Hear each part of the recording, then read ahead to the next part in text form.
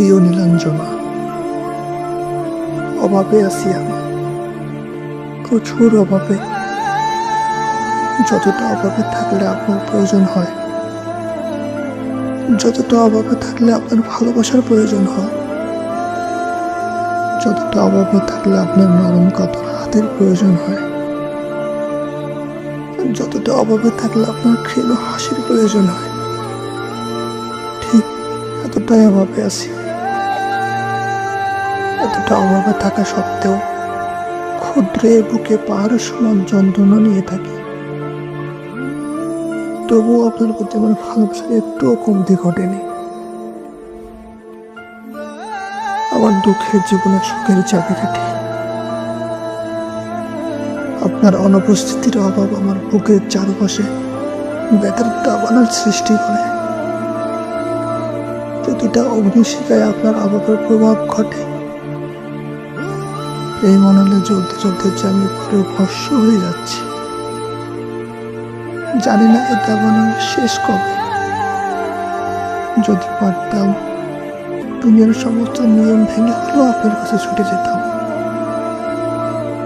আপনার অভাবে যে আমি কুড়ে কুড়ে মরতেছি, এতটা দীর্ঘ পরীক্ষা না দিতেও পারতে আমায়।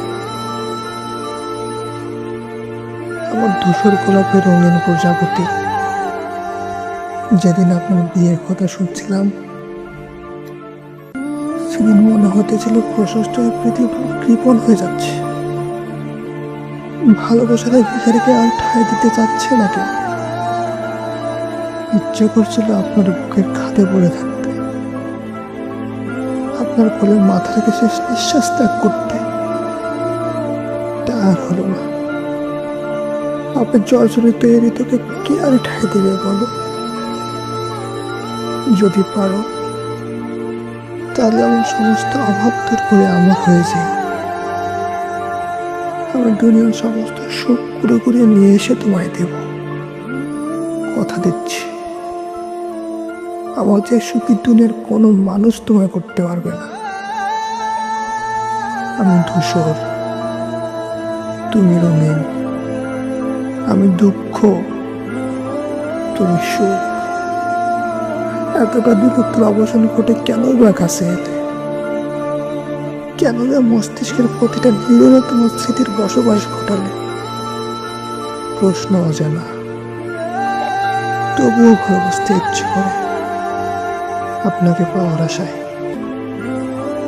অপেক্ষায় রইলাম। এটি আপনার কবি মশাই।